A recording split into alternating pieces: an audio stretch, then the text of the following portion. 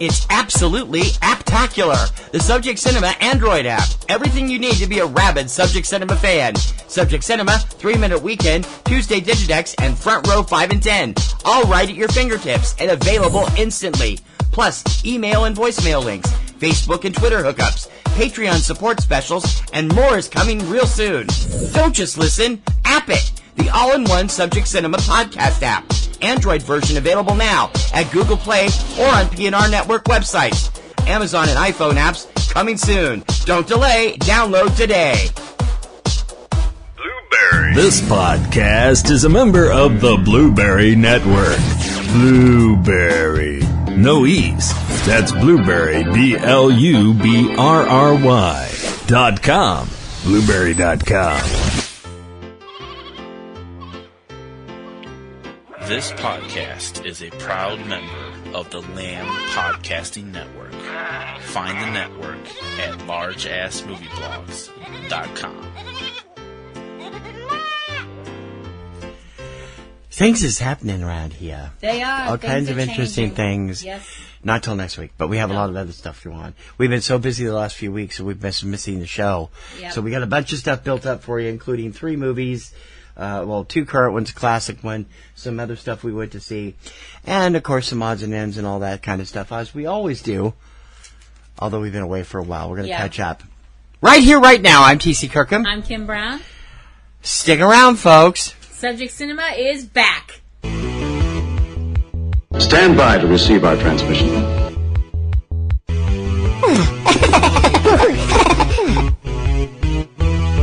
This town needs an enema.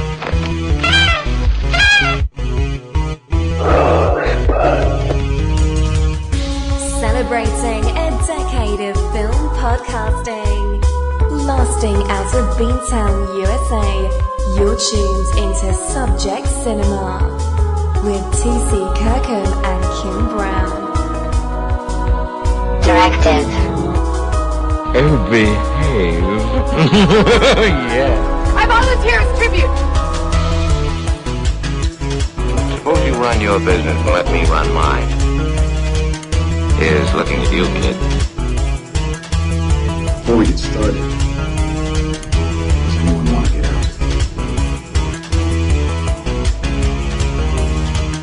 Ladies and gentlemen, please welcome T.C. and Kim.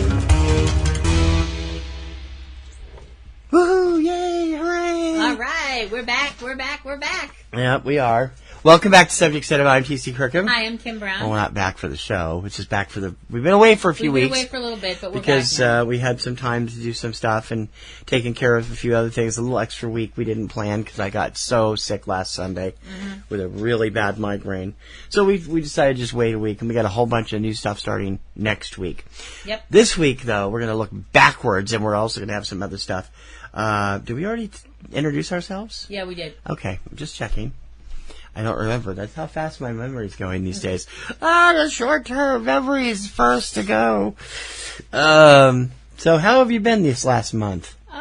Pretty good, I guess. It's been kind of crazy at work and busy and stuff like that. And, of course, it's now summer. So, it's summer in New England. So I'm looking forward to staying in dark rooms because I don't want to go out in the heat because I hate it. So you're going to develop a lot of pictures? Well, I don't mean that kind of a dark room. Oh, okay. And since the national bird of summer in Massachusetts is the mosquito, I'm also, I'm also planning on my ode to summer probably being off, as it seems to be every year, or bite stick smell. Yeah, we don't really have that many up here though. We get more mosquitoes when we get down to the Cape for our vacation. Just coming up in a couple of months. So it's kind of crazy. Seriously though, we are sorry we were gone for so long. We're doing some stuff. I'm still dealing with the goings on surrounding my mom's passing, so that's been a little bit crazy, and also work and everything else. And I think we should also say thank you again to everybody who's been so kind and offered such kind words. Yes, we of course, for dealing with the loss of his mom. So she was a great lady. Yeah. So anyway, we're going to try and catch up on what we've been doing this last few weeks and get things done. But first, we're going to take a look back, which we should have done last week, but we weren't here. So let's do that first, shall we?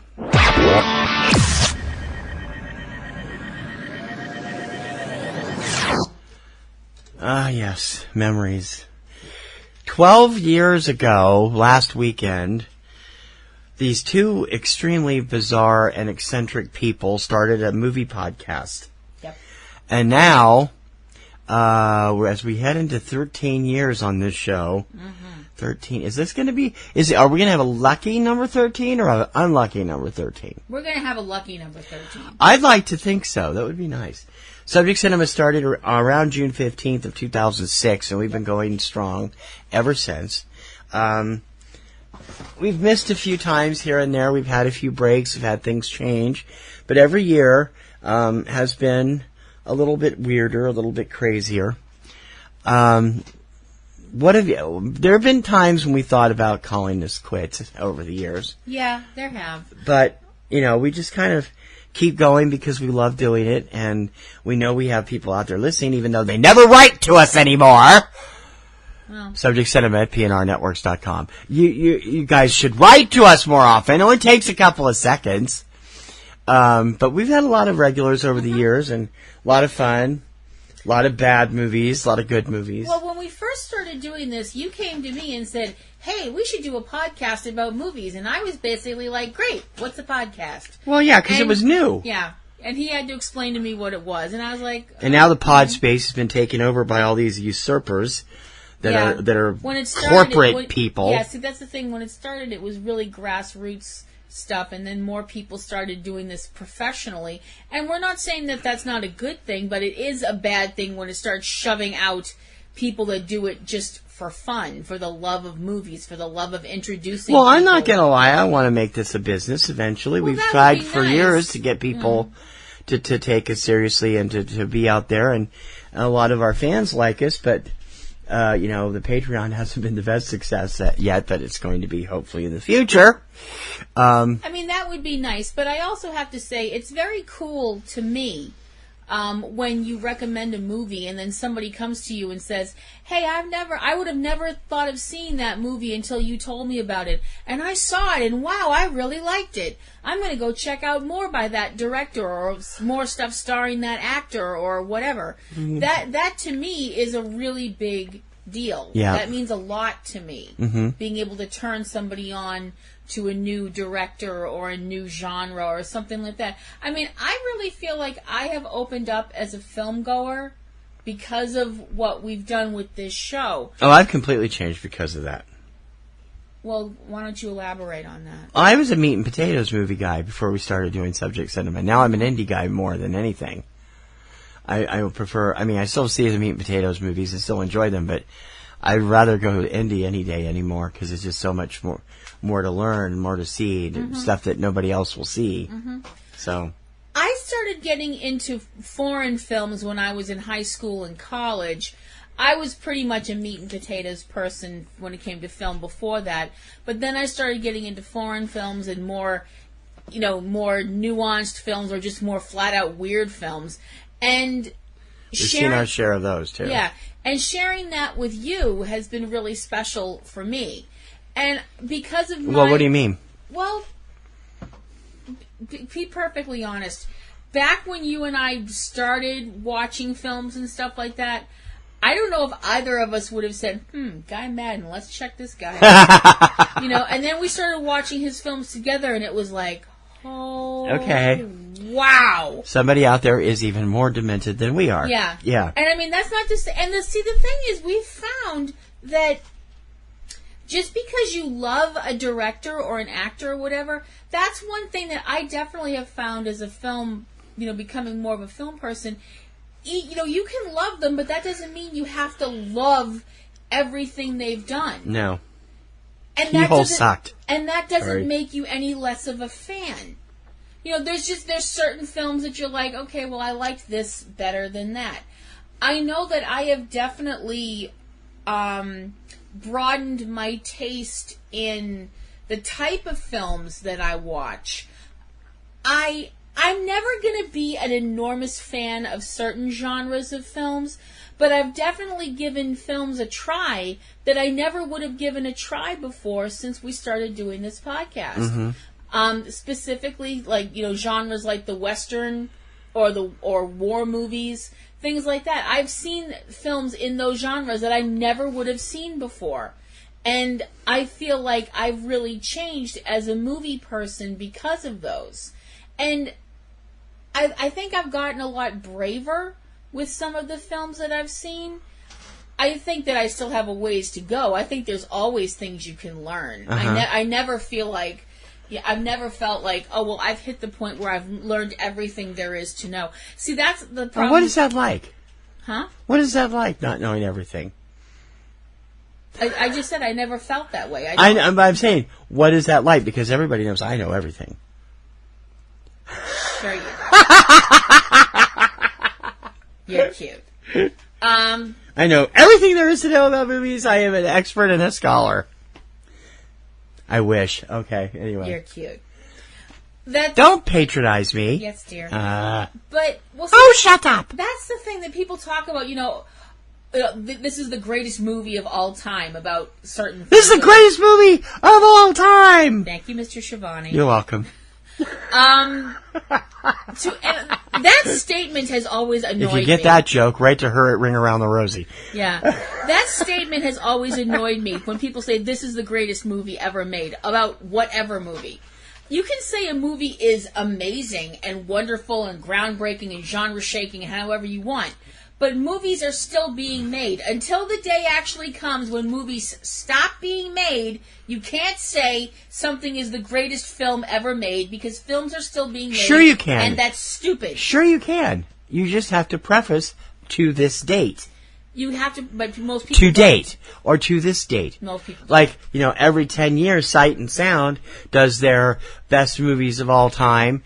And on the last one, they actually upset Citizen Kane, which has been number one for decades, every decade. Yep. The one that was taken in 2008 or 2009, 2010, named Vertigo number one. Citizen Kane fell to number two. Yep. And that'll probably change again when the next one is done. They only do that every 10 years. But things have changed over the years. I've seen films my mother loved that I had never seen, like Citizen Kane, Casablanca, Maltese Falcon. I've seen films that you've loved that I'd never seen, like Harold and Maude. I'd seen films that I would have never gone to see. Films that are, as you said, quite out there, that we would have never even given a chance to before that. Movies like The Beast Pageant. Yep. Which is still, and I mean, that's hard to get a hold of.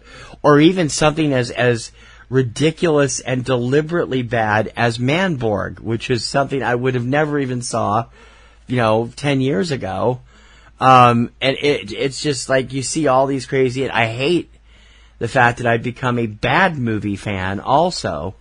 Because can you really be, bad movies have been around for years, but the cult didn't develop around them until the 1980s, really.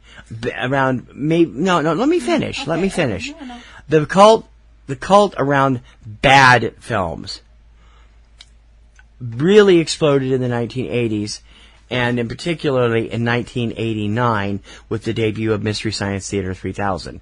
Once that show hit, it became cool to like really awful movies. Well, I don't know if it's so much that the cult started then. No, that's when it exploded. It didn't start. I said there's been people who have always, had thought Plan 9 from Outer Space was just so bad it's good for years before that. But I'm saying it became cool and okay to say, I watch these movies because they're so bad they're hilarious. Yeah. With the debut of Mystery Science Theater 3000. Okay, I understand where you're coming from. I just kind of feel like it started a little before that. Simply because I remember getting books at the library about cult movies, and the fact that they were able to differentiate there were different sections of cult movies. You had movies that were called cult movies because they were so freaking weird that you couldn't identify them any other way. Anything by David Lynch would be a good example, like Eraserhead or things like that. And then you had films that I really, honest to goodness, think that the people who were making those films at the time when they made them, they weren't thinking they were making a bad film. I don't know if they were thinking they were making a good film, but they felt like they were doing something that was actually A great example is a film like Reefer Madness. I mean, if you look at that film, which is such... I try to avoid at all costs. Oh, man. I mean, this film is so incredibly awful. And inaccurate. Completely inaccurate. And badly acted. And everything else. But you can tell from the way it was done, and I think you'll grant me that, honest to goodness, these people felt like they were doing an important service. Yes, they did. I mean, you could tell from the way this film is worded, these people believed... It's earnest. Yeah. Oh, it's so earnest. It is achingly earnest. These people believed that smoking pot would do all these things, and we have to protect the children, and all that kind of think of the children kind of thing. And worst thing you could ever do, what? By the way, think of the children, because it means that you're screwing up the life for everyone else. Well, the thing is, when you start getting into the whole, would somebody please think of the children thing, you can hear the distinct rotor blades of helicopter parenting. That has nothing to do with what we're talking about. I'm not saying that, your 6-year-old should be listening to Marilyn Manson or something like that, or your 8-year-old be watching a movie like Pink Flamingos, but anyway, moving forward. But my whole thing is that you had cult movies that were really weird, and then you had cult movies that were unknowingly bad. Now you have cult movies that are deliberately bad. And that kind of takes the charm away, I think. Like what? Sharknado. Okay. All right. Fair enough. The Sharknado. Because I was going to say, because Tommy and James both thought they were making masterpieces when they made The Room and Birdemic, respectively. So did Ed Wood. Well, I know. That's what I'm saying. But my they were. I mean, Tommy now says he meant it to be that bad because that assuages his ego. But I haven't seen Best Friends yet either. Like a cat running into a wall. So, I meant to do that. I know. So I see what you mean with that. Okay, maybe bad's being too harsh. You know what? I'm actually going to rephrase that a tiny bit. I'll rephrase it a scotch. Instead of saying deliberately bad, I'm going to say deliberately outlandish. Okay. I think that's actually better. Deliberately outlandish. All of the Sharknado movies. Anything done by the Asylum. Yeah, I was going to say. Stuff like that. Yeah. That's... and those are cult movies. Those definitely fall into cult movies. And now people can be like, wow, I found somebody else that likes those kind of films too, because thank goodness for Al Gore inventing the internet, that everybody can find people out there that have they like the kind of movies that you like, whether it's anything, whether it's, martial arts movies or exploitation films or, documentaries. Right. So whatever. Anyway, getting back to where we were starting with all this, which was our show. Which is our show. We've gone to, I wish we were cult. Are we a cult? No, I'm Catholic. These are the jokes, folks. Sorry. There's... And you're a Methodist, so I don't think you know. Sorry. I just hope we get to keep doing it as long as we can, and I hope everybody stays out there with us. I hope everybody tells their friends about us and likes us. I would like everybody to come on board with a Patreon. It would be really nice. I'll tell you one thing that's really, really changed about the both of us since we started doing this show is the whole idea of how we view, especially how I view, film festivals. I always viewed film festivals as something that happened someplace else, someplace distant, and there were all these stars there, and it was always some big. So to you, it was all Cannes and Sundance, Cannes or Sundance or stuff like that. It was always some big, distant, far away thing that I was never going to be able to get to because I'm just a poor little pleb with no money. But the thing is, if you take a look around where you live, you will be stunned, pleased, and very thrilled, I bet you, if you live in a moderately large area, like we do, outside of a large area, you will find, if you look for them, there are a ton of film festivals out there about a ton of different subjects. Yep. And they're so much fun. If you go to a film festival, trust me, if film festivals are like Lay's potato chips. If you go to one, you're going to want to go to another and another and another. That's one thing we found out is when you go to a film festival, you get hooked. Oh, you get and hooked. It's fun. You get hooked so quickly. We've been to Salem all for the last 5 out of the last 6 years. Yeah. And we've been to most of the ones in Boston over the last 6 or 8 years. They've in Boston alone. There's the Irish in Boston's metro area. I'm sorry. I'm just going to see you have to list them all. In a calendar year, in the Boston metro area, and that includes North Shore, South Shore, Metro West. In that metro area, there are 37 film festivals. Yep. Every year. Some of them are only one day. Others run on the same weekend. Thank you so much, guys. But they're out there. And they're, like you said, they're go ahead. There's some of the biggest ones we go to. There are some, like you mentioned, the Salem Film Fest, which is all documentary films about every subject you could think of under the sun. There's the Irish Film Festival. There's the Turkish Film Festival. There's the LGBTQ... WikiQueer. It's called now. That's what it's called now. WikiQueer, LGBTQ Boston Film Festival. Yep. There's the Underground Film Festival. There's I can't name all of them because I'll lose my voice. Boston Jewish, Boston Sci-Fi. There's also Arlington Film Festival. There's several in Cambridge. Yeah.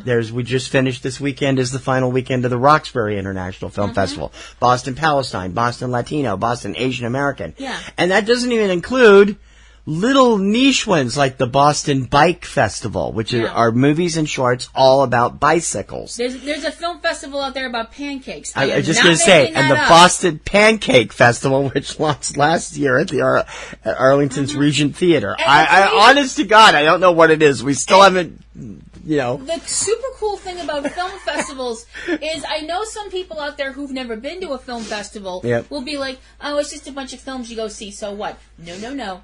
Well, everybody has that kind of mystique that think that film festivals are for film snobs.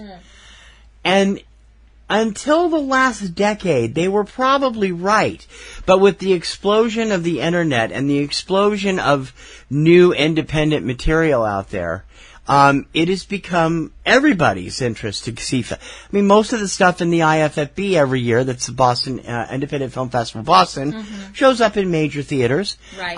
The same with all the other major festivals up here. But sometimes, Yeah, but what I mean is that you don't just have films at film festivals. You have concerts. You have... a great example would be the Boston Underground Film Festival, which I will admit some of the films at the Underground are not for people of delicate sensibilities. But, if you're a little more hardcore, then go for it. They have music. They have all kinds of performances. They have a thing called Serial and Cartoons. It is literally what it says it is. I don't know what any of this has to do with our 12th anniversary, though. But I'm just saying, because of our delving more into films, we found out about all these festivals. Yeah. And that's something that you can do yourself. Just hop on your computer and Google film festivals near me and take a step back, because you're probably going to be really surprised by what you find. Unless you live out in BFE somewhere. Well, if you live out on the plains or something like that. I don't know how many. Oh, no. There are some of the biggest film festivals in the country happen in the Midwest, including the True Falls Film Festival in Eric Lyon's backyard in Columbia, Missouri. The Heartland Film Festival every year, which is a family-oriented film festival. There are a lot of film festivals, no matter where you are. I didn't mean that in an insulting way. I just meant in a geography way. Right. There aren't as many in the Midwest, as there are here. And that's something else that we've discovered so much doing this podcast. One thing that we've discovered to both of our complete wowness is the fact that something that I thought was completely long gone is not only still out there, but very slowly starting to come back. The drive-in. The drive-in, yeah. It's like vinyl.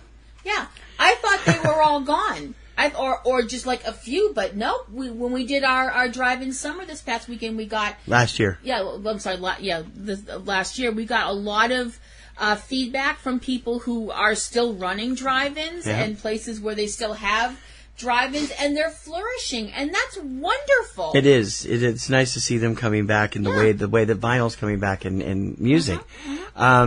There's been so many changes. When we first started the show, you had few options, and believe it or not, when we started this show, YouTube was barely a year old.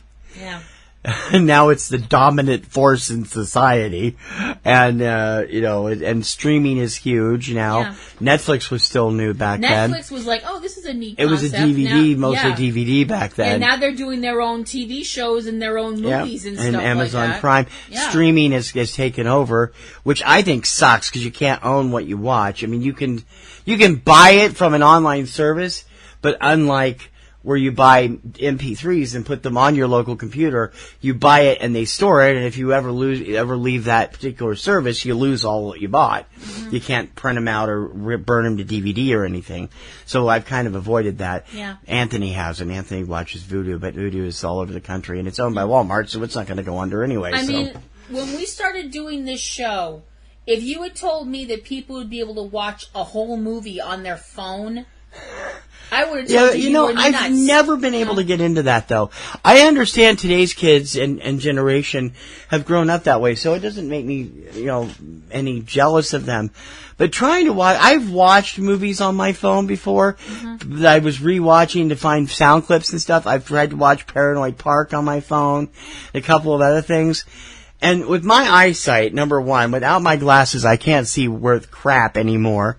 I used to be able to see most stuff, but I need them to read badly, and it's like watching it on the phone is just awful, And now we got all these people out there complaining that, what do we need movie theaters for? Everything's in the home.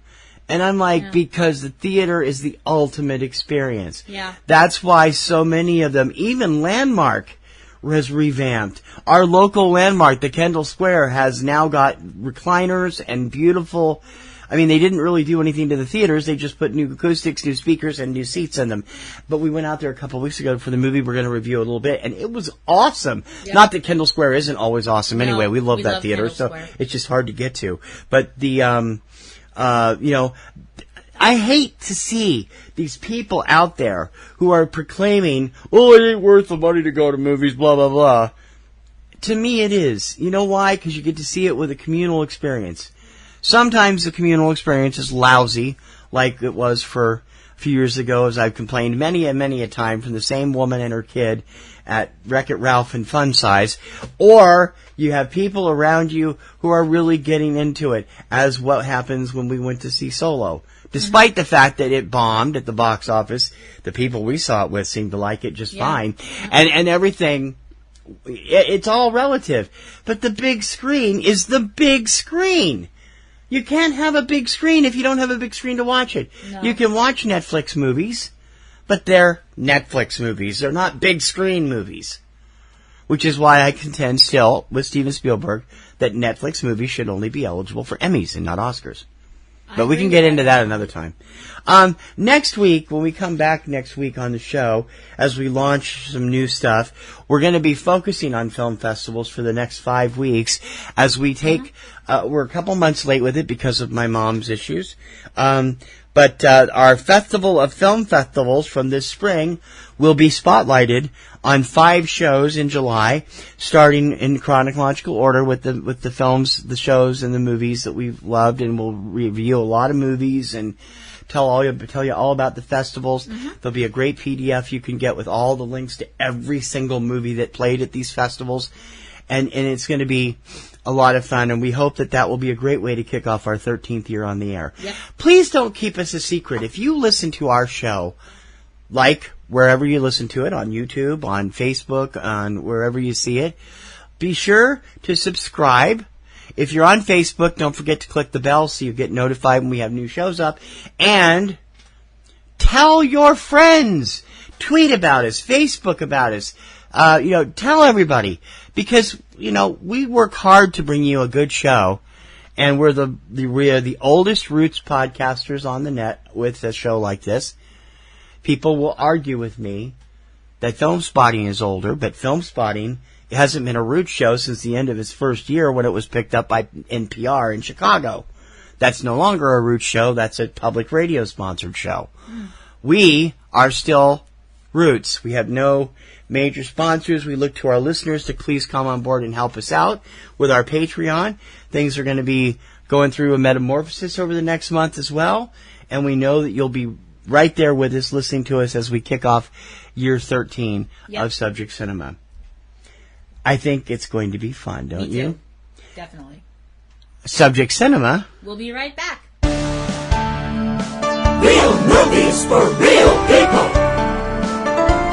Subject Cinema.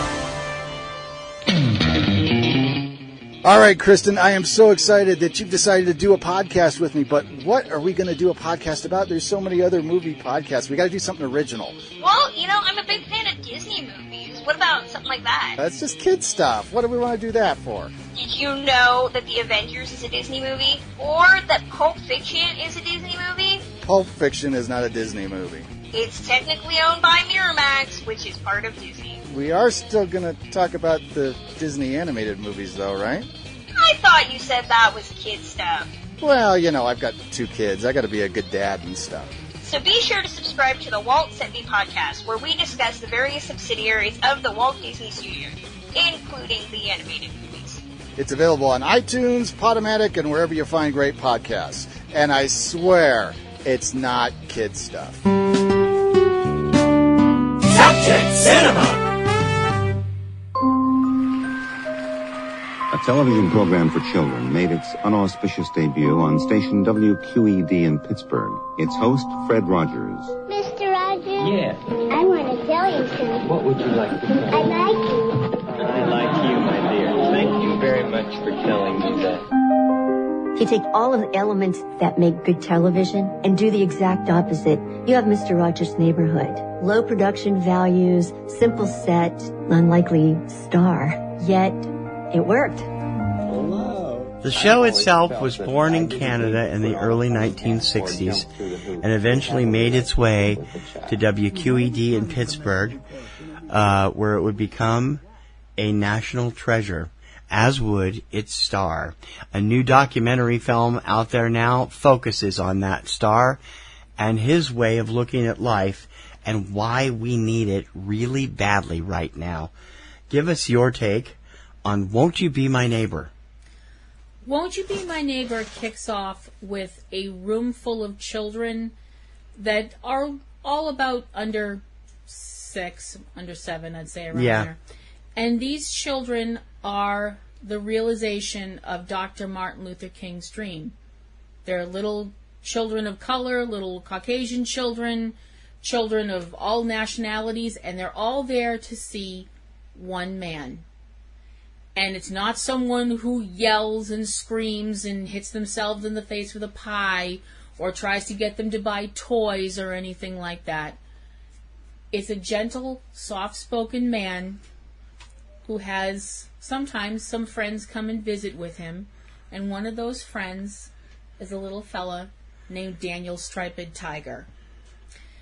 And Daniel Striped Tiger and all of his friends from the world of make-believe were all thought up by a man named Fred Rogers. Land of Make-Believe. We've got to get that writer from Mr. Rogers fans will get us all over Land crazy. of Make-Believe were thought up by Mr. Fred Rogers. Fred came up with the idea of using a puppet during another children's show where they had a little puppet that would just pop out of the wall and say a little silly thing and then pop back in. They just figured it was just part of the show and it wouldn't, just blip on the radar kind of a thing. But it identified with kids. And Fred identified with kids. And when Mr. Rogers' Neighborhood started in Pittsburgh, they sold it to PBS, something beautiful happened. Something amazing happened. This man came into the lives and hearts of millions of children, and made a difference and made it easy for children who maybe couldn't have talked about their feelings previously to talk about them, because unlike a lot of adults at the time where you basically had the whole children should be seen and not heard attitude, Mr. Rogers talked about how it was okay to feel angry. It was okay to talk about your feelings. You could be who you were, and he told kids that they were special and that he loved them just the way that they were. And the thing is, this was not an artifice. This was not a show. This was who Fred Rogers was. And Won't You Be My Neighbor talks to the people that were part of Fred's life, including his wife and children, the people that he worked with, and we have archival footage of the man himself working and being with the children that meant so much to him during some of the most difficult and heartbreaking things that have happened to us as a society. Mm-hmm. Why don't you stop there and gather yourself? In addition to archival footage of Fred and interviews with his wife Joanne, also appearing in the show are David Newell, who played Mr. McFeely, and also the lady who played his wife, who isn't listed here right now, Joe Negri, who is, of course, the music store owner on the real side, and Handyman Negri on the Land of Make Believe, and Yo-Yo Ma, who made a number of appearances as himself on the show. Francois Clemens, who played Officer Clemens, was there. No interviews with Betty Aberlin, which I found was kind of weird because she was the most regular of all the people except David Newell. But she may have been busy with another project or something because she lives in the area still. She still works and lives in New Jersey and still works out of there. But it was a fascinating show. Unlike Kim, I grew up watching Mr. Rogers. Kim didn't really discover him until she got older. I have been a loyal fan since I was about 6. And I stayed a loyal fan and continued to watch him even into my high school years, simply because I found him a warm, kind, funny human being who cared about the feelings of the kids around him. And he didn't care what age they were. No, he didn't. Over the years, Fred got parodied mercilessly by some television shows, including The Tonight Show. Eddie Murphy did Mr. Robinson's Neighborhood on Saturday Night Live. There was the horrible Mr. Rodney ads that Burger King put on and that Fred really complained about so much that they pulled them off the air. Overall, it was that good, wonderful, good nature of his that made him such a target. Over the years. And I mean, even Tom Snyder asked point blank when he was on the Tomorrow Show once if he was gay, simply because he's soft-spoken and friendly. And Fred just sat there and smiled with his, I mean, I don't remember that interview. The fact that Mr. Snyder decided to be like asking him if he was gay simply because he was a soft-spoken, kind-hearted human being, and then made it sound like being gay was something you should be ashamed of. Well, they addressed that in the film because Francois Clemens was gay, and Mr. Rogers took several years to be able to come to grips with that because he was a Presbyterian minister. I was sitting there watching that thing with Snyder, and I was like, I would have pimped slapped you. That's Tom Snyder's shtick. Back when the Tomorrow Show was on, that was his shtick. He grew out, mellowed up a little bit when he did the Late Late Show with Tom Snyder, but that was. My whole thing was not so much, like I said, it wasn't the whole thing about asking if he was gay. It was making it sound like if he was gay, that was something to be ashamed of. Screw you. Well, back then it wasn't accepted the way it is now. We're talking an interview in 1980. I know. You can't put today's values back in there. I realize that. I'm sorry. Overall, this is a wonderful movie, a wonderful portrait of a truly iconoclastic man who had all kinds of interests in children, and he was interested in keeping PBS alive, and he was interested in making sure that families knew how to communicate bad things with their children. He even came back to television, although he wasn't officially retired as yet. He came back with a series of ads and shows about 9/11 in 2001. We would lose him just a couple of years later in 2003 to cancer. Fred was an amazing man who wrote amazing songs, had helped other people write him amazing songs, and who made his audience feel loved. So much so that in 2013, one of Fred's oldest routines on his shows, PBS hired Melody Sheep, otherwise known as Dr. What's his name? I can't remember his name, who does science, the Science of Symphony of Science stuff, to do some of their icons in music form using auto-tune. Garden of Your Mind? Garden of Your Mind. Yeah. Mr. Rogers, Melody Sheep featuring Mr. Rogers, was the #1 played video on YouTube for a number of months after that. The song hit the radio. It was released to radio and actually became a bona fide over-the-air hit almost a decade after Fred passed. Yeah. And I think he would have found that interesting. I don't know whether he would have approved of it, but he would have found that interesting because it was communicating the idea that people still loved him very much, and that's why it took off. They later did ones with Bob Ross and Julia Child as well. Yeah. It was really beautiful. I mean, this film is beautiful. It is a beautiful story about a person who had true love in their heart. And people use the word love and people do truly love. I mean, there is true love in the world. But people say, like, they love this song. They love, they love that piece of chicken. Right, they whatever. They don't mean they love it. They really like it. They enjoy it. But true love from the heart, that's rare. Mm-hmm. And Fred definitely had that. He had that.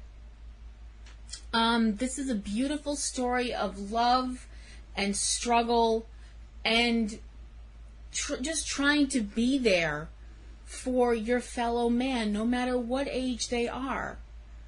And I can't say enough beautiful things. I can't praise this film enough because we live in a time where there is so much division and so much hate. And this world really needs a Fred Rogers right now. This world needs Fred Rogers even more than this world needs Superman. And this world desperately needs Superman. The critics have been super kind to the film. It has a 99% on Rotten Tomatoes. I want to bring this up simply because I think that it shows you how much Mr. Rogers has become part of our culture. And I know you're going to be like, really? But they actually brought him up on an episode of Supernatural. Oh, for with Pete's a character. sake. No, listen to Can this. you get through anything without bringing up Supernatural? Will you let me finish, please? No, think about this. Think about this. They brought it up with a character whose soul was gone. He literally had lost his soul. And he said, when I get to a moral crossroad, I think, what would Mr. Rogers do? And then I do that. Now tell me that's not beautiful. It is beautiful. And I told you the other day we should start thinking WWMRD. Yeah. A lot. Because right now the world needs it. Politically and spiritually and mentally and entertainment-wise. Everything could use Fred Rogers in it right now. We saw this at the Kendall Square a couple Sundays ago. And it's well worth the time. It's well worth the time. Directed by Morgan Neville, the director of the Oscar-winning 20 Feet from Stardom. What's your score? I give it an A+.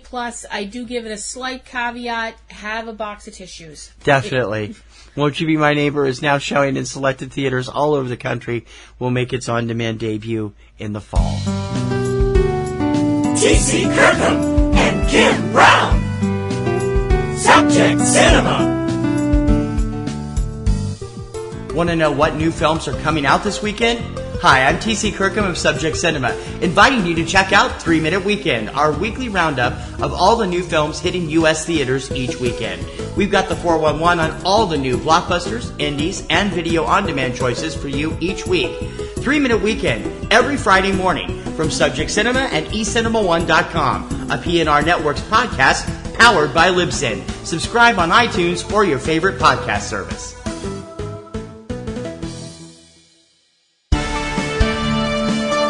The best movies! Subject Cinema! My name is Charles Hirsch Barris. I've written pop songs. I've been a television producer. In addition, I have murdered 33 human beings. I talked to a psychic today, and she said that you were going to be very successful. A pretty girl asks 3 handsome guys questions, and she picks one to date. That's it. That's the show. His future was uncertain. I'm sorry about your show. Are you okay? I just want to entertain people. His every move was being watched. So tell me, exactly how did you come about watching this film? How do I come about doing anything? It just wouldn't be your type of film normally. Kim took time to watch this a couple weeks ago, and I was like, okay. George Clooney directed and co-starred with Sam Rockwell in the Chuck Barris story, Confessions of a Dangerous Mind, although he's not actually playing Chuck in the film, is he? Yes, he is. Oh, he is? Okay. He is, yeah. I haven't seen it, so... How do I find anything? By complete and utter accident. I found this when I was just channel surfing, and I was like, ooh, this looks interesting. I'm going to watch this. Confessions of a Dangerous Mind is the story of Chuck Barris, according to him. And take that for... I mean, the phrase, taking something with a grain of salt, everybody knows what that means. You're all bright people. I won't insult your intelligence. But taking a film with a salt lick, that's... Confessions of a Dangerous Mind tells the story of songwriter, TV producer, and all-around strange person, Chuck Barris. He wanted to get into television because he was sick and tired of being rejected by the women around him, and he decided that the way to get laid was to get involved in TV somehow.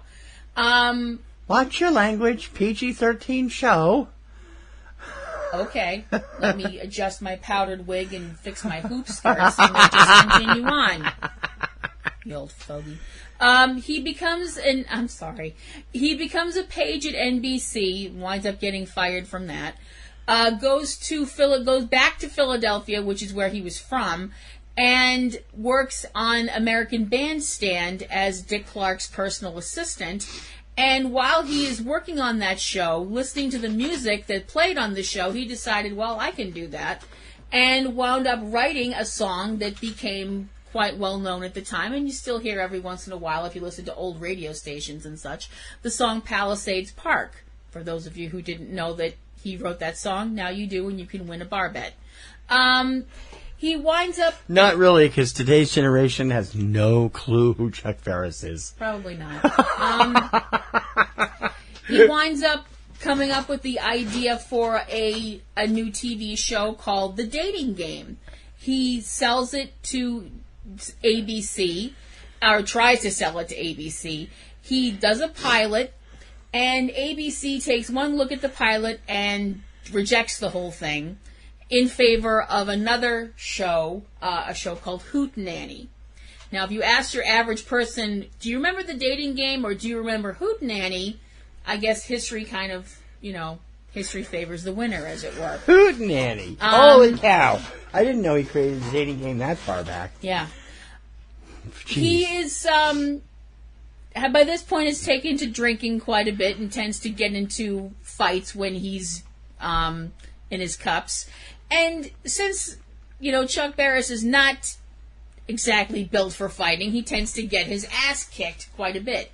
After one of these fights where he's chucked out of the bar, he is approached by a gentleman named Jim Bird, who has a job offer for Mr. Barris. Now, the job offer is not your typical showbiz kind of job offer or anything like that. No, Mr. Bird is in the CIA, and he sees potential in Mr. Barris as an assassin. And thus begins the story that weaves its way through this film dealing with Chuck's time as a producer of all sorts of different shows, some of whom actually had some staying power. Shows like The Dating Game, The Newlywed Game, The Gong Show, things like that. Shows that the public really liked, that the critics were constantly referring to Chuck Barris is going to kill television, when apparently Chuck Barris was actually, according to him anyway, actually killing people. For real. I mean, they were bad people, according to the CIA, and goodness knows they'd never lie to anybody, but, I'm sorry. We can say that. We're going to get up. I'm sorry. Did I say that? If we disappear, loud? you know who's got us. Of course, that was a long time ago, and things are much more on the straight and narrow now. Oh, of course they are. Right. During all of this, Chuck's. I hate to say this about someone who's no longer with us, although I suppose it's safer because they can't sue you. But his mental state does seem to be kind of on the tipping point. On more than one occasion, he has extremely graphic hallucinations. At one point, seeing the audience of the Gong Show that he's currently taping, where you've got all the crazy things happening on stage and the band's playing and Gene the Dancing Machine and all this stuff like that, and looking out into the crowd and seeing the entire crowd dead, blood everywhere and dead bodies and the whole thing. He's trying to keep his sanity, try and keep a hold of the woman that he really does seem to be in love with, a young woman named Penny, who amazingly sticks by him through all of the ups and downs and craziness that is his life, which comes very close to ending several times in the film. The cast includes Sam Rockwell as Chuck Barris, Michael Cera as a young Chuck Barris in a few scenes early on in the film, Drew Barrymore as Penny Pacino, George Clooney as Jim Bird, Julia Roberts as Patricia Watson, Rutger Hauer as Keeler, Jerry Weintraub as Larry Goldberg, and several other people going along down the line. Confessions of a Dangerous Mind is an extremely weird movie. Extremely weird. And this is coming from somebody who has seen the Beast pageant, so trust me, I know from weird movies. Well, Barris created shows that pandered to the lowest common denominator. You really can't get any lower than the $1.98 Beauty Show. Or Three's a Crowd, which were just so tacky, and those were later in his career. They were that's what I said. I mean, there were a lot of people, a lot of the critics watched his stuff and said that he was, terrible and he was causing the death of television and all this stuff like that. Man, you'd hate to think what some of these people would think of shows like American Idol and Big Brother and stuff like that. But anyway, I digress. He wanted to entertain people. I mean, and he found a way to entertain them. Whether or not it was a way that entertained the people that said, well, we know what's good and what's bad. I mean, that's, it is what it is, I guess. But the question is, with this film, it is, like I said, it's a question of truth. I mean, it's, he claimed all this stuff happened to him. And these were things that happened in his life. And considering the fact that he's not with us anymore, he did pass away in March of 2017, it's kind of difficult to, you'd like to be able to think, well, if somebody says that something's true, but I mean, how many movies have we seen that said the following is based on actual events? It's like, they said that about the Texas Chainsaw Massacre, and spoiler alert, that is not based on an actual event. It's an interesting film. It is weird. Like I said, it's extremely weird. It's very strange to think that this guy, because I remember watching some of these shows. I mean, he didn't host all of them, obviously. Things like the Newlywed Game or the Dating Game, they had their own hosts, but he did host the Gong Show. Not when it first started, though. What? He only took over the Gong Show when NBC was threatening to cancel it. Gary Owens was the original host. Oh. And Gary moved on, and Chuck stepped in, and it suddenly exploded. So, yeah. Oh, okay. I remember seeing that show on syndication when I was small. Yeah, that was the Gary Owens hosted version too. That started syndicated, and then it went to the network, and Chuck came over with it. Well, then it went to the network, and then later they started syndicating Chuck's episodes. So you probably saw it on like Game Show Network too, and all that stuff because it still runs. I don't remember where I started seeing it, but I remember seeing it with him as host, and I just remember thinking he was this weird, silly guy. And now it's back. Huh? And now it's back. Yeah, I know. With Tommy Maitland. Mike Myers as the host. Which just goes to show the old saying, everything old is new again, is not as much of a cliche as people would like to think it is. No. So what's your score? I would like to just bring up real quick, Sam Rockwell is a really interesting choice cast-wise. I remember you came in at one point when I was watching the film. I've always thought that was terrible casting, but because I don't think he looks anything like Barris. You'd be surprised. Yeah. Especially during the later stuff, especially during the Gong Show stuff. Right. It's creepy how much he moves like Barris moved and did the little dances that Barris used to do and stuff. I mean, I remember watching that part going, this is unnerving. Because, all of a sudden I'm a little kid again. I give it a B+. It's interesting. It's, like I said, just have a salt shaker nearby unless your cholesterol is high, then don't do that. But it was entertaining and weird and gave you stuff to think about. We're the podcast version of your office water cooler. This is Subject Cinema.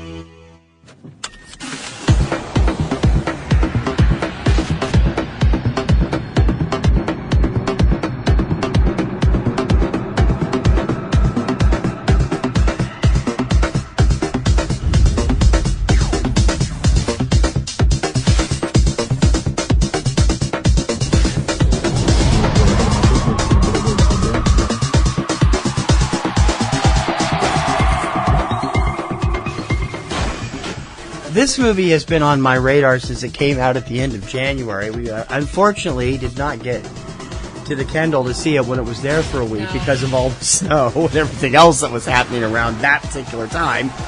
But fortunately, Oscilloscope is the company. We have a subscription to their service that has DVDs come to your house, and we've been waiting for it. So last weekend, we took in this oddball documentary. It's called The Road Movie. It's going to be a quick description, but what's it about? The Road Movie could be called Dashcam the movie. It is basically an I shouldn't say edited, compiled, because it's not edited. It's compiled, yeah. A compiled film of a whole bunch of Dashcam footage from all kinds of different cars in all kinds of different places in Russia. Yep. And when I say all kinds, I'm not kidding. We have all kinds of insane things happening in this film to all kinds of different cars and all kinds of different people.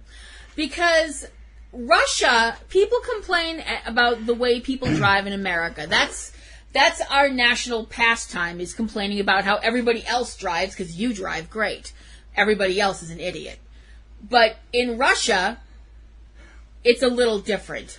They're a little relaxed about the way they do things. I didn't realize that dash cams had become an in thing in Russia. You don't see them here in America except usually in cop cars. Yeah. These are people who run dash cams just because they can run dash cams. Most of them are... all of them are privately owned, and they literally are what they say they are. There's a camera pointed out the window 99% of the time, except for one clip and a couple of clips. And it is. I didn't realize this was an in thing. Well, you see them happening more in this country now because people want a record of what happens if they're stopped by the police. Yeah, but a dash cam really isn't going to do that though, unless the cop car is in front of you. So, but. Yeah, a lot of people in Russia have these, and from the look of it, a lot of people in Russia need them. Because there were Oh, man. You had people getting hit by other cars. You had people hitting people with their cars. You have tanks. You have bears. You have cows. You have forest fires. You have... Snowstorms, meteors, and a number of other things. You have people getting out of cars with guns, who may be part of the Russian military. You have people getting out of cars with guns who are definitely not part of the Russian military. You have people getting out of cars with sledgehammers. Yes. All because you were trying to pass them. Yes, I know. Yeah, that was nice. Very tight street, man trying to get around other car, man gets out of car with sledgehammer and does a very nice Triple H impression. That was terrifying. Directed by Dmitry Kalashnikov. This is a piece of work that is at times frightening. Most of the time it is hysterically funny. And I'm like, oh. Please do yourself an enormous favor. When you watch this film, if you have a drink, put it down. Don't watch this film with a drink in your hand, because there are a couple of times when things come flying at the camera, and it will scare the living piss out of you. There were some real interesting... The movie opens in a whiteout. Mm-hmm. I mean, a total whiteout, and eventually you see cars in front of you. Yeah.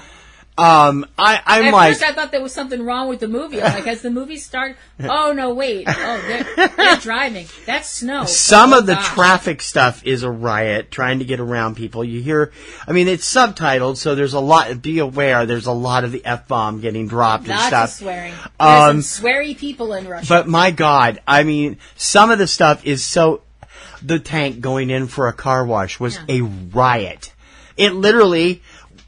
drove in front of this truck that was on its way, and they just pulled up to get washed.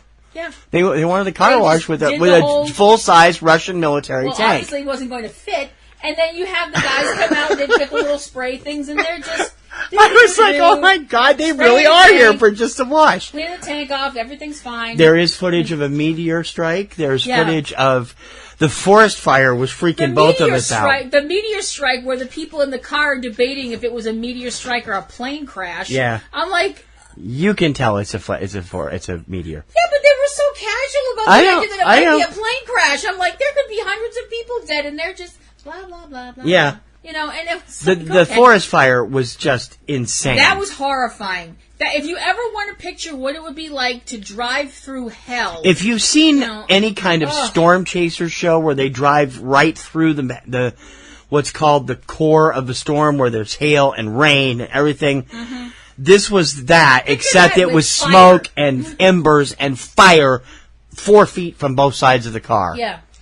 It was like if you were driving through a Instant Kiss concert, just flames shooting into the air. You know, it really did look like hell, though. It looked like what you would picture hell to look like, the whole fire and brimstone kind of hell. It was just, and I'm sitting there going, "What the hell? Why aren't you turning around? Why aren't you backing up? What are you doing?" There were two really funny sequences where the dash cam is not on the dash. The first one is because the person's owner of the car, their girlfriend, knocked it off and couldn't figure out how to get it back on. Yeah. So you get lots of upside down shots of her face and her boobs and her crotch trying to put this thing back on with her best friend. Her and her best friend are just nattering back and forth. Oh, he's going to kill me. He's going to kill me. And then in another sequence, we see the dash cam is on. Some punk breaks the window and grabs it and runs, and it's still running. Yeah. And you hear the guy behind him, "I'm gonna kill you, mother effer!" And like, oh my Lord! And of course, me being and he dropped the camera halfway through, which was like, oh my God, are you serious? Being a wise ass, we see the guy, taking it out of the car,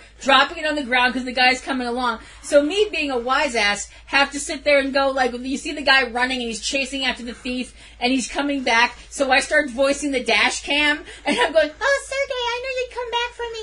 You know, and you started cracking up laughing. There are a lot of sequences in this film that are so... The cow thing. Oh, man. I'm glad we didn't see that in the theater because I would have full on screamed. Yeah, they actually knocked a few cows over, and they did get up and run away. They weren't hurt. They didn't look like they were hurt. No, nothing looked to be broken or anything like that. But of course... This was a car in front of them, though. Yeah. It wasn't them. Yeah. Me being a complete tree-hugging hippie, I start screaming and freaking out. There are a couple of horrific accidents in it, too. Oh, there are. That are just That are not the car itself, it's the car in front of them. Yeah, and then there's the Moscow cops who can't catch up to their quarry. Yeah. Which I thought was really funny. They said they were only like 4 blocks from the Kremlin with that one. I'm like, holy cow. The drunk guys in the river. Oh, yeah. That was hilarious. That was funny as hell, too. Oh, that was so funny. These guys, they're just in their car, and we don't know. That's in the trailer, actually, so you can see that. Did they say they actually said they were drunk, didn't they? Yeah. Yeah. And they're going too fast, they miss a curve, they go off a bridge and into the drink. Oh, we're in the river. Well, we'll be there a lot quicker than now. And oh my Lord, we were busting the gut. I'm like, wow, they take being drunk casually in Russia. It's vodka. And they take it's vodka. They take almost drowning very casually in Russia too. The road movie is now on demand. You can find it. It's usually $5.99. You can get it on local on demand services as well as Comcast, as Amazon Prime and those. What's your score? I give it a B+. It was fun and scary, but my big problem was there's no closure. You don't find out what happened with Sir. That one thing where we saw something plow into the windshield and collapse the windshield, and all you hear is breathing, and I'm like, what? And they cut away into the next thing, and Kim was pulling her hair out. I was completely freaking out. I want closure, damn it! So, I mean, it was great, but also it was. I was like, you couldn't just say, blah blah blah blah on the screen or something just to let me know nobody just died. It was like, it flipped me out. Yeah. B+. What about you? I have to admit, I disagree with you. I found this to be one of the most hilarious, most enjoyable things, and scary. I mean, you will get a few jump scares in this definitely. film. Oh. But man, some of the crazy stuff is so funny. And I absolutely loved it. I give it an A+. The road movie is showing on demand right now. Check it out. It is the wonderful documentary from Oscilloscope Pictures. The best movies! Subject Cinema! Want to know what top titles from film and TV are hitting home video this week? Hi, I'm TC Kirkham of Subject Cinema, inviting you to check out Tuesday Digidex, our weekly roundup of all the new home video releases in the U.S. each week. Whether it's DVD, Blu-ray, or streaming you're looking for, we've got it covered. Tuesday Digidex, every Tuesday morning, from Subject Cinema at eCinemaOne.com, a PNRNetworks podcast powered by Libsyn. Subscribe on iTunes or your favorite podcast service. No film is too good or too bad for us. This is Subject Cinema.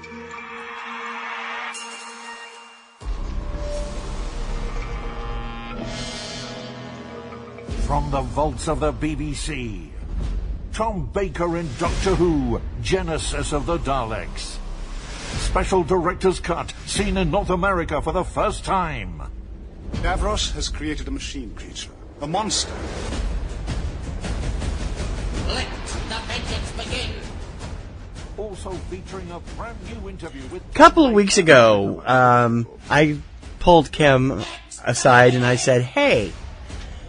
And she said, what? And I said, they're running one of my favorite Doctor Who episodes as part of Fathom events this weekend. You want to go? And I said, sure. So we were off to the theater a week ago Monday to see the director's cut. Director's cut of the classic Tom Baker episode, Genesis of the Daleks. What was your impression of this? You know this is one of my favorites of all time. And it is my all-time favorite Baker episode, except maybe for the last one, Legopolis. All right, you want my impression? Yeah. Here's my impression. Hi, I'm the doctor. Would you like a jelly baby? See, I knew you were going to do that. That was so predictable. I enjoyed it. Now, not being a big Doctor Who fan like you, I mean, I definitely think classic Who. Classic Doctor Who. I haven't really watched the new show. I'm a big fan of the classic show. I annoy him because I'm like, well, who's that? What are they doing? Why is that guy the doctor now? I bother him because I don't have it all. No, I've explained it to you. You've explained it to me, and I've caught most of it. Now that I've finally figured out what a Dalek is, I'm very happy because I've always been like, what the hell are these things? Well, they've had so many different origin stories over the years that it's like... Yeah. Well, the whole thing when we saw the animated thing and I, screamed in the middle of the theater and was all like, hold me! Because we saw them, when they were out of their little pepper pot things and I, lost my marbles. Yeah.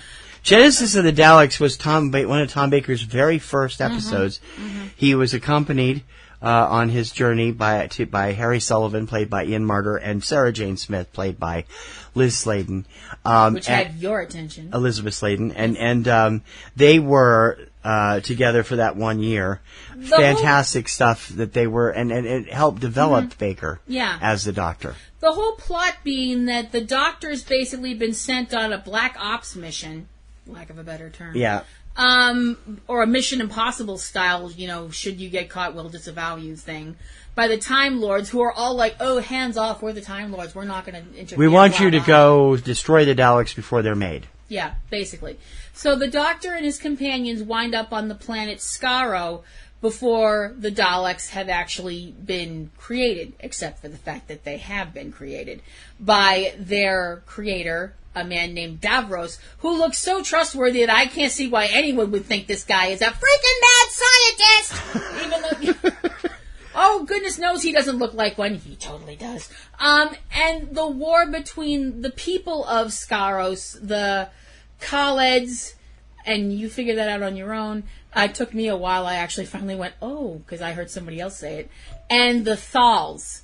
And it's the whole, war, good God, what is it good for, thing that happens with the fact that there's this big civil war between the people, and the Daleks are going to be the way that the one race survives. If you can call living in a garbage can as a bucket full of six surviving. And it leads to... I'm sorry. If you can come up with another way to describe what's inside those pepper pots, be my guest. I know. It looks like somebody puked in a bucket. But it leads to one of the most I think it wouldn't be unfair to say that is one of the most well-known clips when people show clips of Doctor Who. The whole scene where the Doctor has set up charges in the room where the Daleks are being created, born, gestating, yeah. I guess, God, I don't know how, I won't even want to think about that. And he's got the two wires, and if he touches them together, the room goes boom, and the Daleks never existed, except for the 4 that are still walking around out somewhere else. Right. In the place. And he hesitates. His whole thing is, do I have the right to do this? If I do this, doesn't this make me as bad as the Daleks? It's basically the whole thing, the whole idea, if you could go back in time and shoot Hitler as a child, would you do it? Because you have a butterfly effect happening, yeah. Well, either that or World War II would never happen and everything would be wonderful. Or it would be worse and everything would be worse. That's the excuse that he uses not to do it. Right. To which I'm sitting there going... Well, he still ended up doing it, but not in that same way. Not in the same way. In the same way. They said that it would... It set them back maybe 10,000 years. That much? Yeah, something like that. Well, it said thousands. I don't thousands know. of years, well, okay. Whatever. 1,000 years, something like that, Didn't apparently do any good since the Time War happened. Yeah. I thought it was a really good episode. This seems really strange to me to bring it up because goodness knows I watch stuff that I probably should not have been watching at a young age. But the first thing we see when we came into it, because we missed a little of it because we were getting something to eat. Well, you didn't. You were there. No, that's right. You were. I had to wait for our food because they told us it was ready and then it wasn't, so I missed the first 5 minutes of it. Yeah. I was pissed. The first 5 minutes is the whole thing where the Doctor's talking to this one Time Lord who looks like he took fashion advice from Batman. Yeah. And then we see the planet and we see people shooting at each other and dead bodies everywhere. And I'm like, children's television programming, ladies and gentlemen. Wow. It's like no wonder Mary Whitehouse and all her people were freaking out. But I actually kind of think that was a good thing to show children that war is brutal and nasty Yeah, and terrible, and people die and they don't get back up and be like, okay, now I get to kill you. You know, that it's a real terrible thing. Right. It was really entertaining and really enjoyable, and I love Tom Baker's Doctor. Now, we got a great, brand new 10-15-minute interview after it, which was what I wanted to see.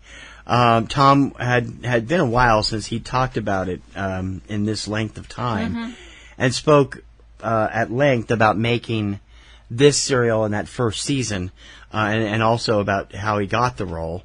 It was a thoroughly funny, and Tom Baker is a very eccentric gentleman. He's always been that way. If you've never seen him in an interview, you should watch some of his stuff on YouTube, because he's an amazing... he's one of us. He's definitely one of us. He's a very eclectic, eccentric person with his own way of thinking, and the interview was brilliant, and I'm really glad that you enjoyed it, because Genesis of the Daleks, the 6-part episode, is one of my all-time favorites. I saw the original. Makes you think. I saw the original, which was edited in originally. They cut an hour out of it for the director's cut, which was actually not a director's cut. It was actually shown in that form on the BBC about 15 years ago during a Doctor retrospective. It was, but you didn't lose any of the story, really. You lost some of the extra building stuff, but it was. You didn't really need it. You didn't notice it unless you've seen it. It definitely made you think. And it's Tom Baker, and he's just terrific as the Doctor. And Genesis of the Daleks is one of those great classic stories. Yeah. There were moments of humor, though, that I was like, you really needed them, because it is very dark and very grim. Yeah. This one is, yeah. And there are some moments of humor that just, completely convulsed me when he and Harry get stopped by a guard or whatever, and they're like, who are you? And he's like, hello, I'm a spy. Bonk. I laughed my head off. I'm like, okay, it's not James Bond, but it totally works. I loved that. I thought that was great. The director's cut of Genesis of the Daleks is included along with the 6-episode show in a new release called Doctor Who, the Tom Baker Years Season 1, and it is now available on Blu-ray for the first time in America. You can find it all over the world. Check it out. Affirmative, Master. That's too early. Sorry. The films of yesterday, today, and tomorrow. This is Subject Cinema. It's absolutely apptacular. The Subject Cinema Android app. Everything you need to be a rabid Subject Cinema fan. Subject Cinema, 3-minute weekend, Tuesday Digidex, and Front Row 5 and 10. All right at your fingertips and available instantly. Plus, email and voicemail links, Facebook and Twitter hookups, Patreon support specials, and more is coming real soon. Don't just listen, app it. The all-in-one Subject Cinema podcast app. Android version available now at Google Play or on PNR Network websites. Amazon and iPhone apps coming soon. Don't delay. Download today. T.C. Kirkham and Kim Brown. Subject Cinema.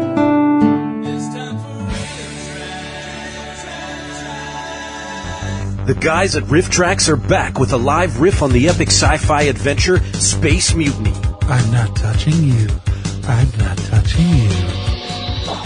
Truck, lift weight. I don't know why we're only getting 2 RiffTrax lives this year. I don't know either. It's not fair. I don't know. Maybe they just couldn't afford it or whatever, but it's always fun. They've had their first one a couple weeks ago at their usual spot in Nashville, where they had getting ready to take on a film that already has a great reputation from when it was on Mystery Science Theater 3000 during the final season, I think, or one of the seasons on Sci-Fi. Mm-hmm.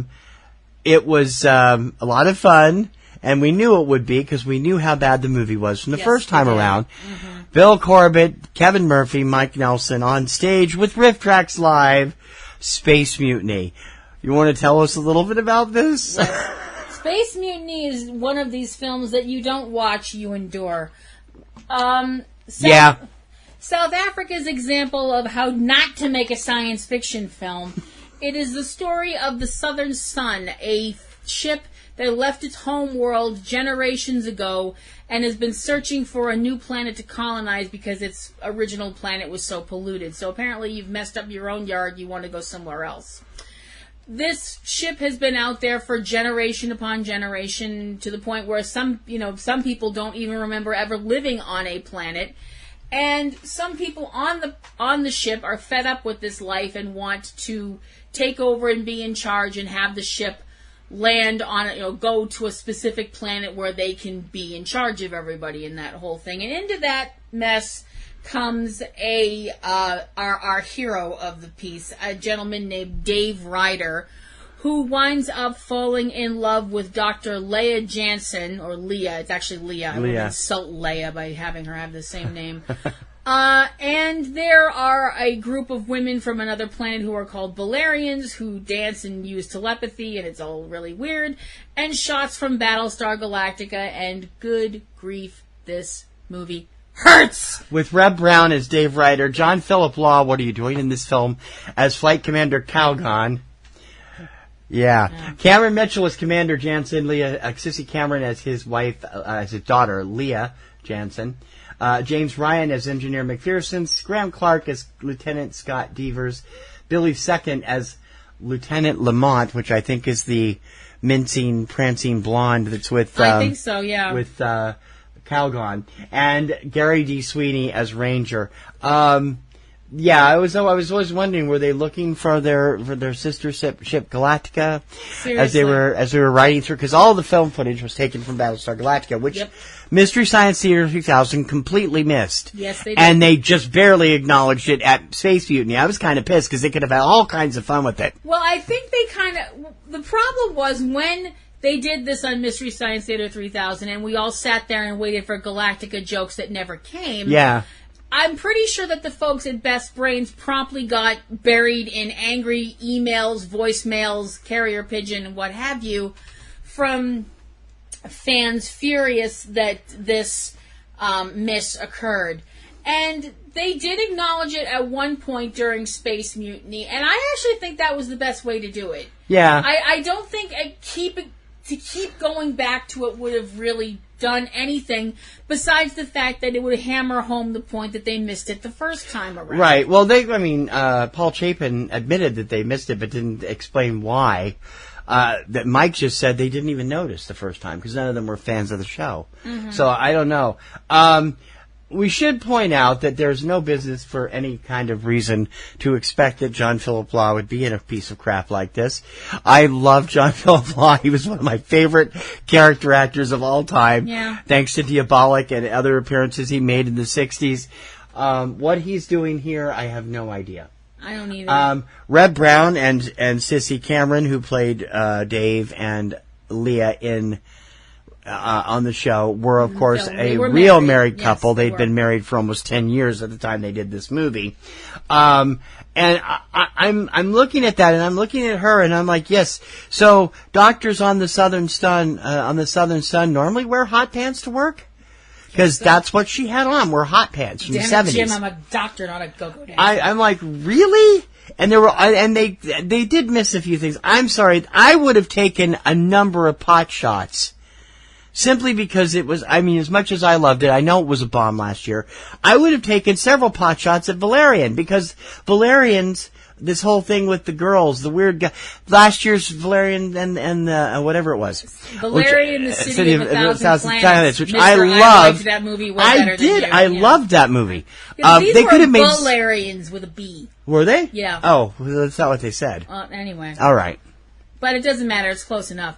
Although they did get a nice shot in at Reb Brown for his Captain America turn in the 70s, which I burst out into applause and wild cheering about the fact that he was not very good at it. Since we've seen how Captain America is... It wasn't his fault. The scripts were terrible. Since we've seen how Captain America... Oh, no. Lieutenant Lamont was the one that died and then came back to the bridge. Yeah. Since now we've seen how Captain America is supposed to be played by Chris Evans. Call me. What, you didn't like Matt Salinger's version? How come they haven't done that yet? What? Captain America and Fantastic Four. I don't know. To be perfectly honest, I have no idea. Although they did do... They do have a RiffTrax audio of Fantastic Four. I don't know if they do of Captain America or not. They did do something in this one that they did in the Mutiny version that I was so happy they brought back. Yeah, but all new names. All new names. They were absolutely merciless to Reb Brown during both the Misty version and this, with all these names that were takes on the fact that he's this, well-muscled guy with, names like, what do we got, like Fridge Large Meat and, Big McLarge Huge and names like that. And it was just as funny when they did it as part of RiffTrax. I'm sorry. They did brand new ones for RiffTrax. In fact, they've made a set of coasters. If you go to RiffTrax.com, you can buy a set of coasters which have the 12 different names they came up with him for the new movie.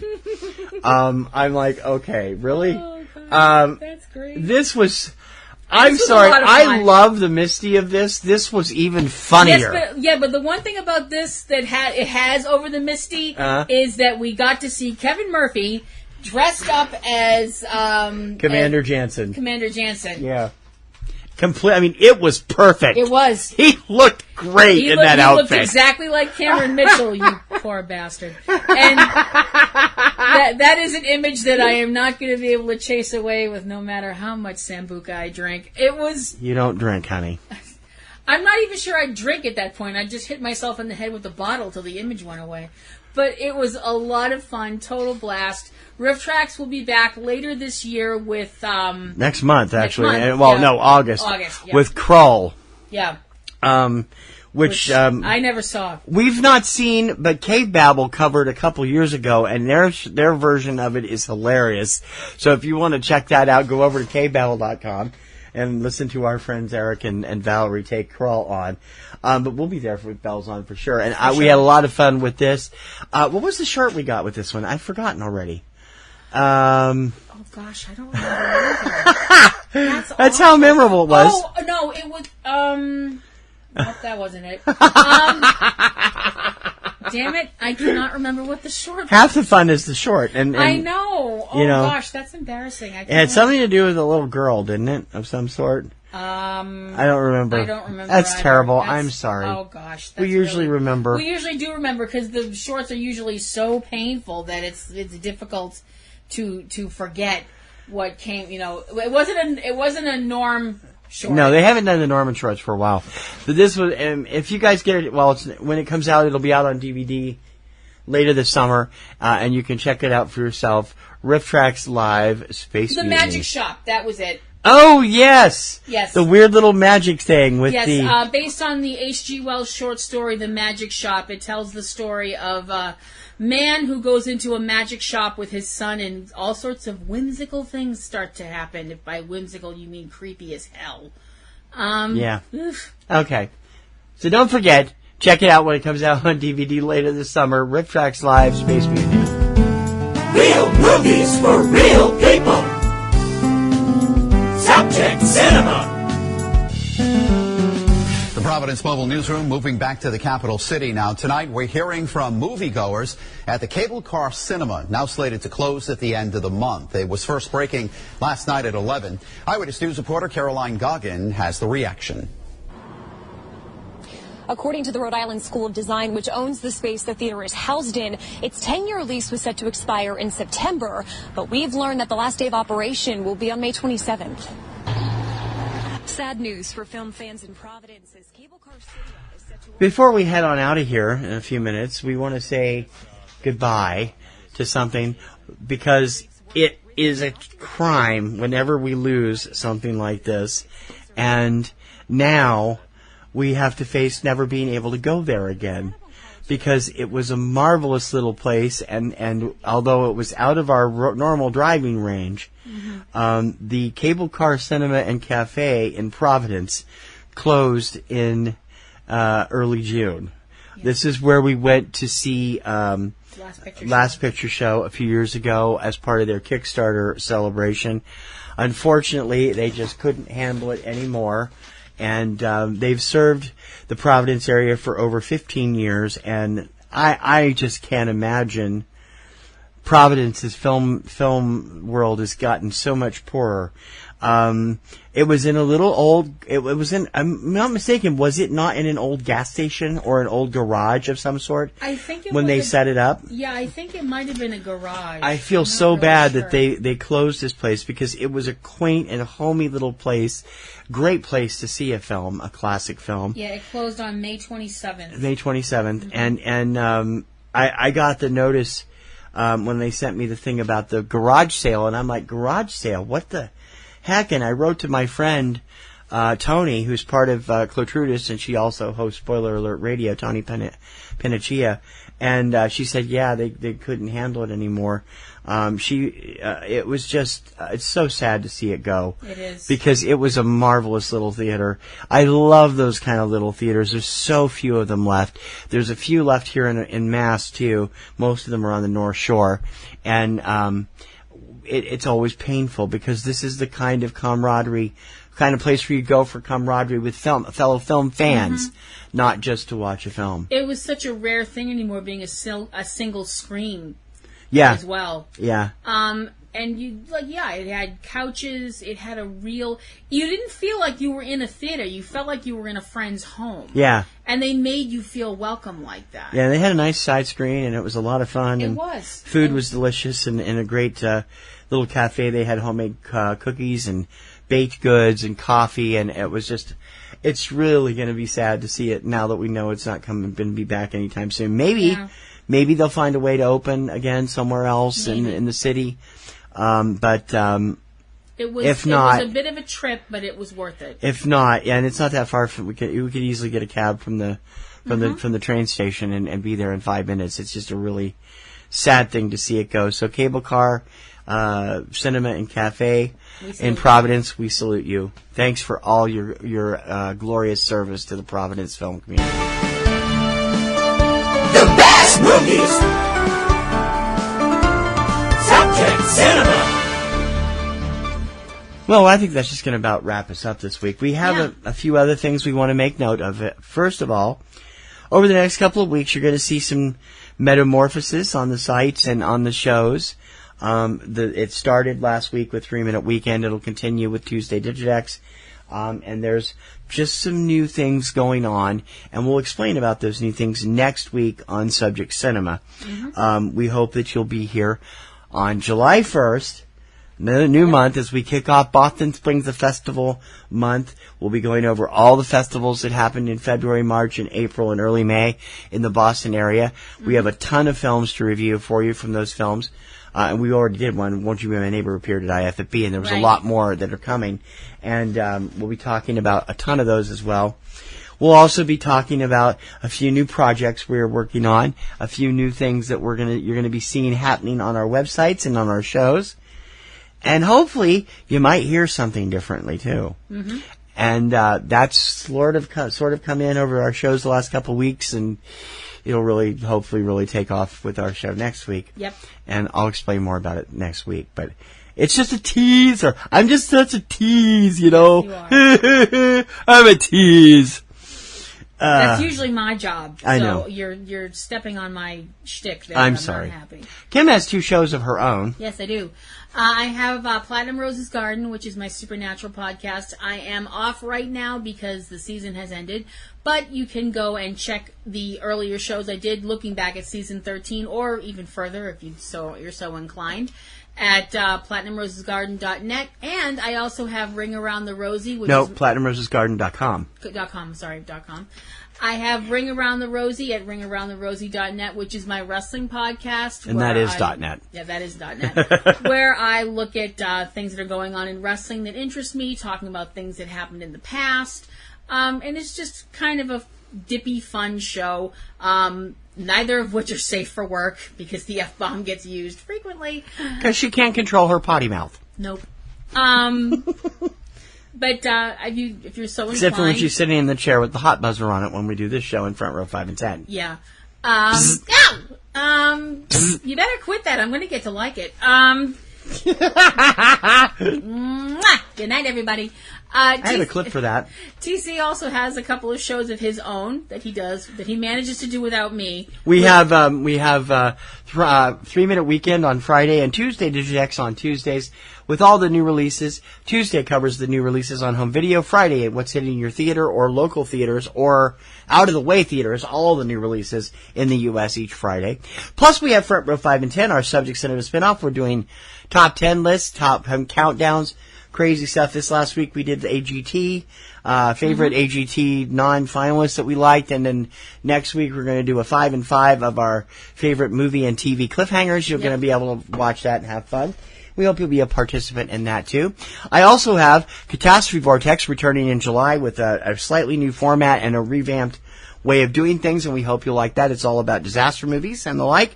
And we also have another show called The Kirkham Report, which hasn't premiered yet officially. I did premiere it the weekend before Eurovision, but it never got up. As I've said the last few weeks, we'll have new things on the air shortly, and Kirkham Report is a YouTube channel exclusive. You will only be able to get it on YouTube and at thekirkhamreport.com. Also, we have other people involved with our stuff. The Lions, Eric and Valerie with Cavebabble, Cavebabble.com, and Aunt B and his new show, Aunt B's Nerd Grotto, also available on YouTube at Aunt B's Nerd Grotto. And you'll also be able to get there from ComicGrotto.com in the next week or so. So be sure to check there and check those out. If you'd like to follow either of us on Twitter, you can follow me at PlatinumRoseLady at Twitter.com. And you can follow me at eCinemaOne or eCinemaBoston TC. I'm usually on the Boston, but you can check both of them. And I also have other IDs for my other things going on, so you can check those out as well. We hope you'll check out all of our websites. We're going to be doing some new stuff with the websites in the next couple of weeks.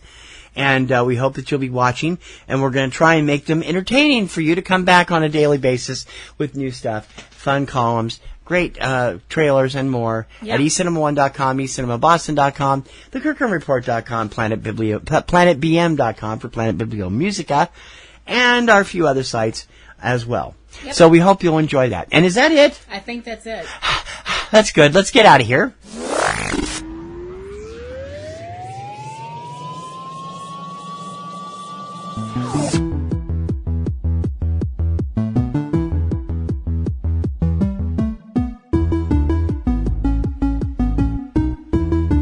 For Subject Cinema, I'm T.C. Kirkham. I'm Kim Brown. May your popcorn always be buttered. And may your roses always be in bloom. TTFN. Bye now.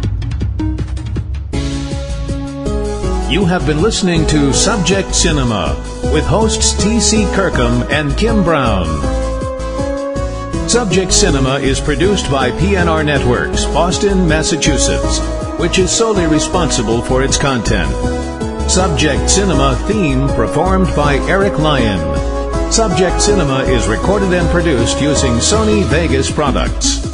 Subject Cinema is copyright 2018 by PNRNetworks under a Creative Commons license. Check out a new episode of Subject Cinema every weekend. Until next time, this is Bob Taylor for Subject Cinema, and we'll see you at the movies. That's all.